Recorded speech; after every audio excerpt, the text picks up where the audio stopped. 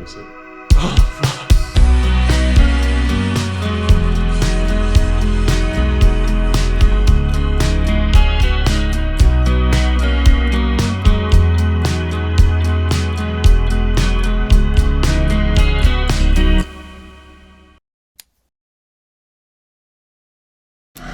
So, tonight is the final leg of Koi Pond's hometown tour. It's at Gage Roads on a Saturday night, it's good weather, and I'm filming it. I've just been charging up my gear, checking everything. I'm trying to think about how I want to do this because I'm going to be making the edit of the whole tour. Austin, the lead guitarist, has a kind of old school style camera he's been using for video, so I'm going to get that as well and film with that. So I have a few different cameras to film with. I'm thinking I might go for super cinematic with a good camera and then mix that in with the grungy stuff that the style of the other camera's kind of going for. This job is probably going to take me all week, but I'm really excited. It'll be such a fun edit to make and you know, important to those guys. So such a sick crew. I can't wait to get up there and film it. We'll go there soon, have a drink, and then I'll probably start filming everything. Don't know if we want to use a dead cat or not. You don't know what I mean? This is a dead cat. It's for the mic. You normally use these to reduce wind noise, but I think with how loud it's going to be and how much my audio is probably going to be clipping the whole time, this might just try and help minimize that a little bit, give it a bit more resistance to loud noises.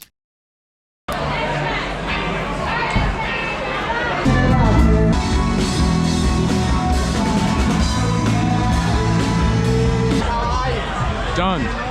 Job done.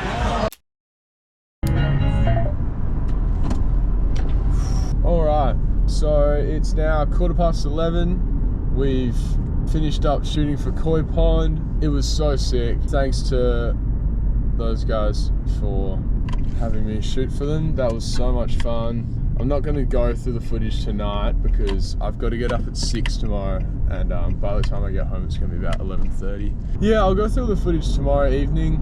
Gee, I've got footage from 4 different cameras. I reckon the Nikon will have racked up at least 8 to 10 gigs of footage.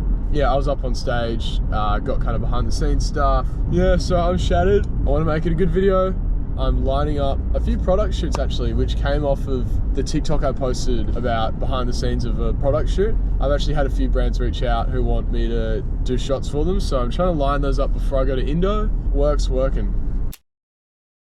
I'll be honest, I'm shattered. I went to bed at probably 1-ish last night, just because I was finishing off the day in the life video, and then had to get up at 6 o'clock, and I worked for like 11 hours today at my other job. So it's now 6:30. I just hopped on the computer, and we're gonna start inputting all the footage from the night and from the whole tour. I think I'm just gonna treat it as one big project. I've got 1, 2, then this 3, and the other camera 4 cards to put all on the computer. So the main thing here to worry about is staying organized. So I'll start it by just making a new folder, break it up into each camera, and then from there I can put it all in the editing software. Curious to see how many gigabytes this is all gonna be.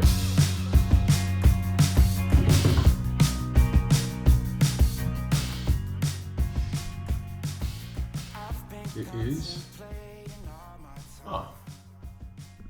70 gigabytes. Not that bad. Tomorrow we'll begin sorting this footage, try and start building this edit together.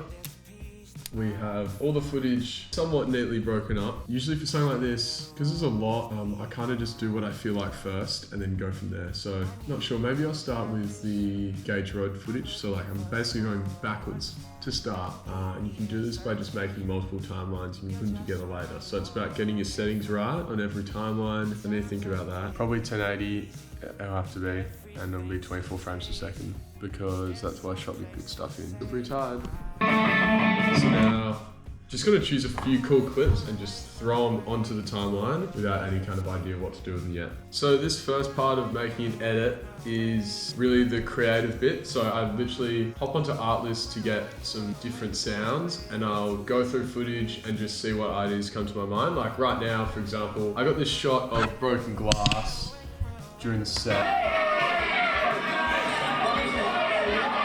And I was just thinking about what I could do with that and the audio. So I'm trying to think of some audio that could go with that, and just kind of going with an idea for a while, and if it doesn't work out, keeping a copy of it and then seeing what else might work, because eventually all those ideas kind of find a way to come together. So yeah, we'll just work on this concept for a little bit and then see what other ideas we come up with along the way. It kind of just snowballs at some point. So you kind of just have to start with any idea, no matter how kind of shit it is. So see, this might not work out, this might be a big part of the video, who knows, go with the flow really.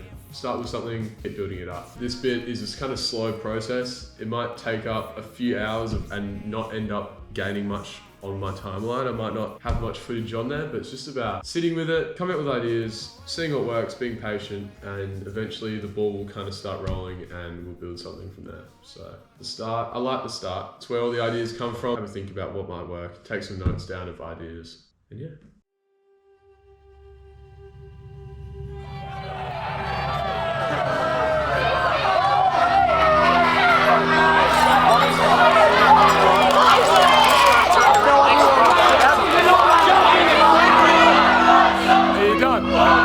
That's all you got? That's all we have. Oh, yeah. Should we play another?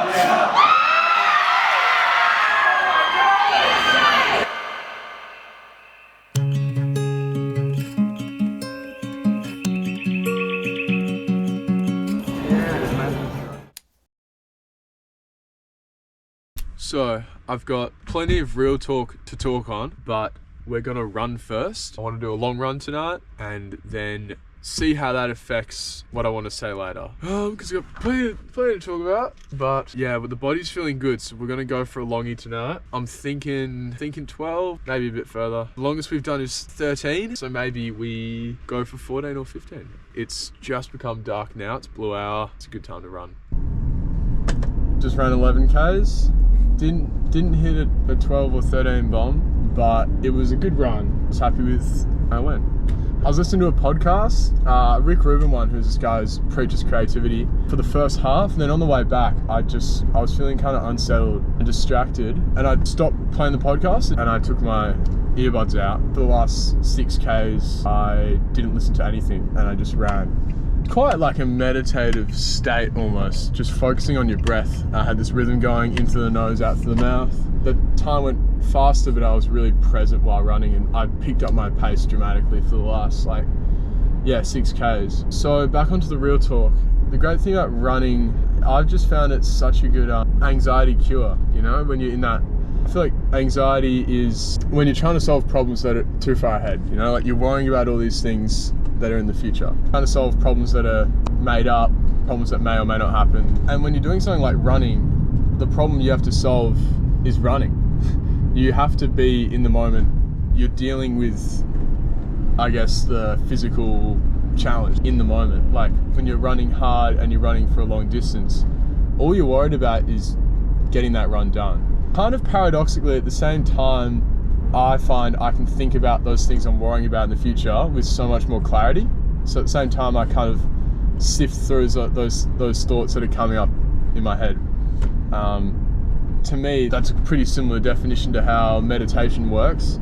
And I guess instead of finding that present moment and that flow state in stillness, it's in running, in physical activity, which I guess you find stillness mentally through it.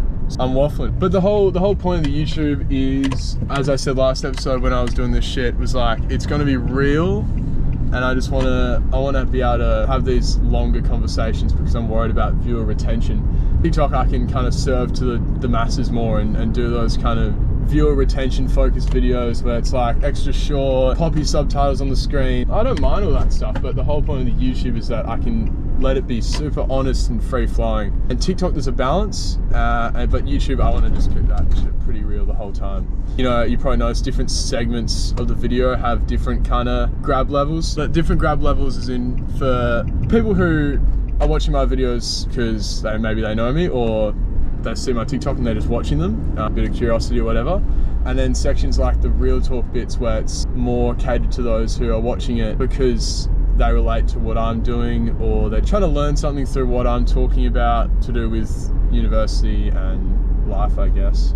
The goal isn't to be busy all the time. I want to be good at having nothing to do and just relishing the nothingness. But on a day like today, I was lazy. I was caught getting just sitting on my phone a little bit, and you get that kind of low level anxiety the whole time. You're just like scrolling on TikTok. To be able to run and have my problem just right in front of me the whole time instead of something that was way far off in my head was so nice. So I've been realizing as I run that the best part of the run is the bit where I start to feel kind of shit and I'm thinking about, can I get this over with now?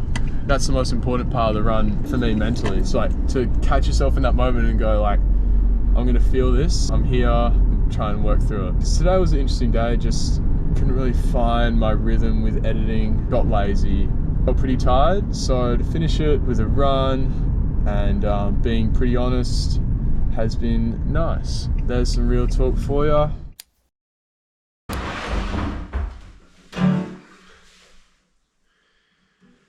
Trying to make sense of my mind as I watch your blue eyes glow under moonlight. Tend to just jump to conclusions.